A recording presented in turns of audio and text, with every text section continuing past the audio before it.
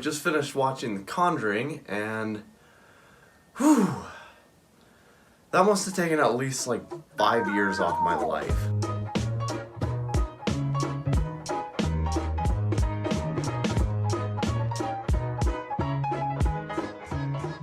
The Conjuring was directed by legendary horror director James Wan and follows renowned demonologist Ed and Lorraine Warren as they investigate and try to help a terrorized family whose new farmhouse is seemingly haunted by some kind of dark or demonic presence. So when this movie came out in 2013, it played a major role in launching what I consider to be a kind of horror movie renaissance that's lasted for most of the last decade. This movie really was the first of its kind. A haunted house investigation movie that brings modern horror filmmaking into a past setting, in this case the 1970s. Since then, there have been dozens of movies like this, including both a sequel and several spin-offs to this movie. A third Conjuring film is slated for release later this summer, so I thought there would be no better time to revisit the original. So this is a really scary movie, like probably top 5 scariest movies I've ever seen.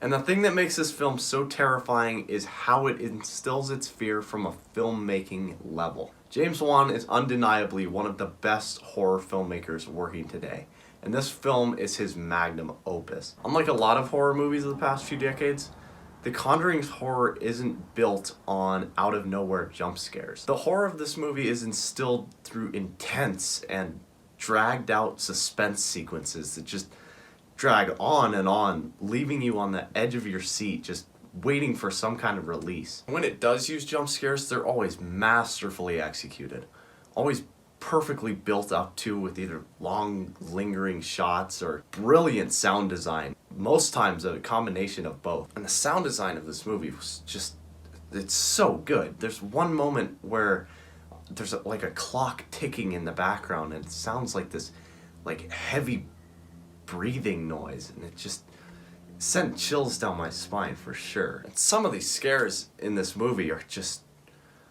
I mean, they really got me. Like some of the worst scares I've ever seen in a movie. There were a few sequences in particular in this movie that I found really uniquely chilling, that tap into that weird eeriness of playing hide and seek and not really being able to find anyone and just kind of feeling alone. And I thought that was a really interesting way to build suspense early in the film, in a way that I've never seen done before. And it taps into a really niche but really effective way of creating a sense of eeriness. The opening of this film is also incredibly well done. The introduction to the Warrens through the story of the infamous Annabelle case makes for a thrilling and very effective hook to the movie. After that little 8-minute sequence, I knew I was in for a genuine thrill ride. What makes this movie so great and so unique as a horror movie is that it blends together modern horror filmmaking with classic horror filmmaking. In this film, you get the intensity of a modern horror movie like what Wan did with Insidious, but you also get the classic horror suspense reminiscent of Poltergeist or The Shining. And bringing those two mediums of horror filmmaking together makes this movie absolutely terrifying no matter what angle you're viewing it from. You can be someone who doesn't get scared easily by jump scares, and the suspense sections of this movie will still get to you. And you can be someone who can get bored with older horror movies because they have slow, drawn-out thrills and still be absolutely terrified by the jump scares of this movie. And so you're going to be scared of this movie no matter how you like to watch your horror. Like most horror movies, it does slow down a bit near the 40-minute mark as we get into the second act, so that it can build characters and get you more invested in the story. But it picks up really quick as we get into the rising action and into the climax of the film, which is basically like 30 minutes of non-stop scare after scare action.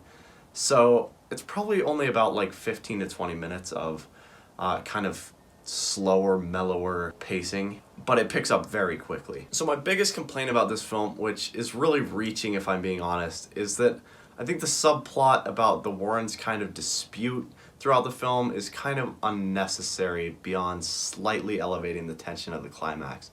I don't think it feels forced in any way, but just unnecessary. Overall, I'm going to give The Conjuring an 8.5 out of 10. Like I said, this was one of the scariest movies I've ever seen, right up there with Insidious. James Wan is just a masterful horror director.